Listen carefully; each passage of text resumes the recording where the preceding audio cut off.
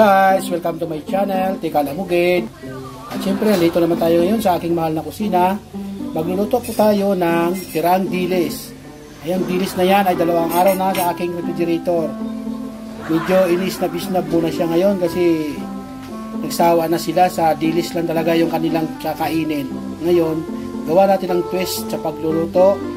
Kaya yan, mayroon akong ingredients dyan. Nandiyan ang kamatis, bawang, sibuyas, siling haba, at saka siling kutitot.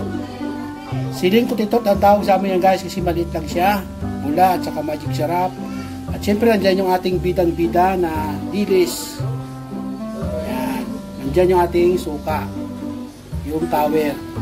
Ayan. Abangan nyo guys. Magluluto tayo. Para medyo may iba naman. At ayan na guys. Ready for cooking na po tayo guys.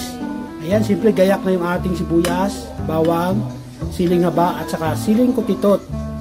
At syempre nandito yung ating kamatis. Medyo marami-rami yung ating kamatis kasi patayin nga natin yung kanyang alat. At syempre maglagay lang tayo konting toyo, konting-kunti lang, at maglagay din tayo ng dagdag pampalasa. Yan nga po yung granules, yung suka natin. At syempre nandito yung ating dilis. Ayan, marami-rami yan guys pag naluto. Kaya abangan nyo guys, magluluto na tayo. Tuloy na natin. Tirahin na natin, baka tirahin pa ng iba. At ayan na guys, mainit na ating kawali at maglalagay na tayo ng mantika sa ating cooking oil. Iced tea sa kawali. At simulan na natin mag-isa agad. Simulan natin sa bawang. Ayan. Mix lang natin. Ayan. Lagyan na natin ating sibuyas.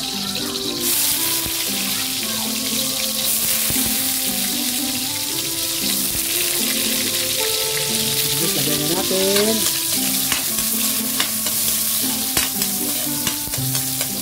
Ilagay na rin natin ang ating dilis. Ang ating dilis po ay luto na dati. Ay natin na lang iluto uli. Kumbaga, double mag. Ayan, igis natin yung dilis natin dyan.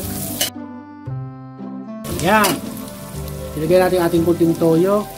Kunting-kunti lang. Ilagay natin ang ating sili. Siling, green muna. Ayan. May ano yung kutitot kasi manghang yung kutitot. Kutitot. Sili ng mga putot. Ayan. Oops, punta na yung suka ko. Baka nandun sa kapitbahay. Ang dali lang. Ayun na guys, punta tayo ng kunting suka. Ayan. Kunting suka. Halo natin. Huwag natin takpan para sumingaw yung amoy ng suka. Ang bango. Butas na naman ang puwet ng kaldero nito.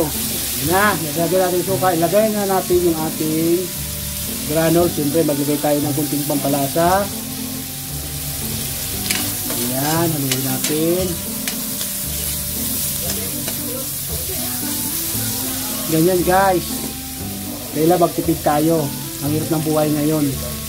Bigas nga lang, napakamahal na. Lalo pa ulam. Diba?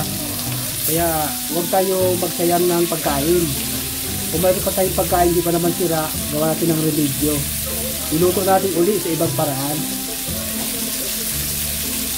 Ayan guys. So, lagay ko na yung siling kutitot.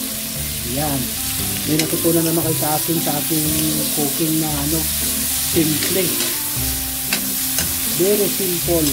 Ayan. Totoo na yan guys. Tingnan nyo guys. O, diba? Nagiging social yung ating dilis. Okay, at maraming salamat sa inyong panood sa aming simpleng videos guys. Kaya mag-subscribe na po kayo para mapanood nyo pa ulit yung aking mga videos na susunod. Maraming salamat po. Akalain mo dilis lang yan. Simpleng ulam, pero napakasarap. Sige po.